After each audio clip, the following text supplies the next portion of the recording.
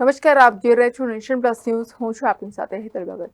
વડોદરાના તરસાલી વિસ્તારના કુબેરેશ્વર નગરમાં એક મકાનમાં ભૂવો પડતા ફાયર બ્રિગેડની ટીમ તાત્કાલિક ઘટના સ્થળે દોડી આવી હતી. વડોદરા શહેરમાં મેઘરાજાએ ધમાકેદાર એન્ટ્રી કરતા લોકોના ઘરોમાં પાણી ઘૂસ્યા હતા. રોડ રસ્તા પર પાણી જ પાણીના દ્રશ્યો સર્જાયા હતા. તો બીજી તરફ વિશ્વામિત્રી નદી બે કાંઠે વહી રહી છે, ત્યારે તરસાલી વિસ્તારના કુબેરેશ્વર નગરમાં એક મકાનમાં ભૂવો પડ્યો છે. ફાયર વિભાગને જાણ કરવામાં આવતા ફાયર બ્રિગેડની ટીમ તાત્કાલિક ઘટના સ્થળે દોડી આવી હતી. તપાસ કરતા ઘરમાં ભૂવો પડ્યો હતો. તેમાં ઘરવખરીનો સામાન ભૂવામાં ભરખાઈ ગયો હતો અને કોઈ જાનહાનિ થઈ ન હતી. ફાયર બ્રિગેડની ટીમ દ્વારા ઘરવખરીનો સામાન રેસ્ક્યુ કરવાની કામગીરી હાથ ધરી છે.